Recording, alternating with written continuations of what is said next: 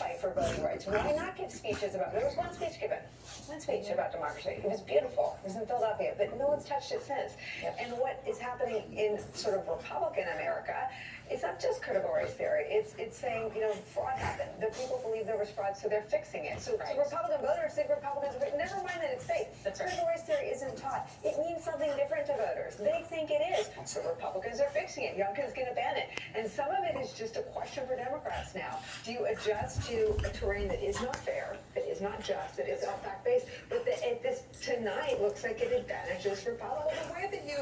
The way that you confront and defeat an opponent that has framed things in a way that is fake is that, yes, you can create your own competing fake framework and run on that, or you can accomplish real things and then run on that and say, yes, these guys have invented a boogeyman about a form of racial hierarchy that you've fantasized into existence that isn't actually taught in schools.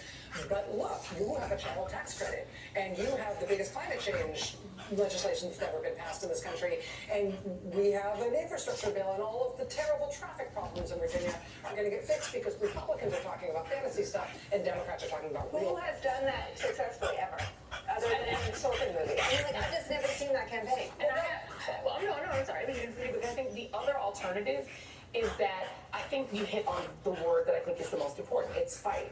It's that you not only have to fight for what you believe in, but you have to be seen to be fighting. Yes. And the problem is the only part of the Democratic Party right now that is visibly fighting for people, the base of the party that votes for them, because yes, independents are important, but you need your base.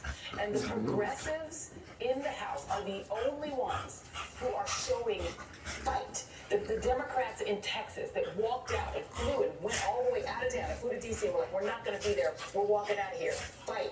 If you're not seen to be fighting, the other way you respond to a fake campaign that is racially based is that you need to be seen fighting for those same voters. And Democrats, I never saw them fight for them.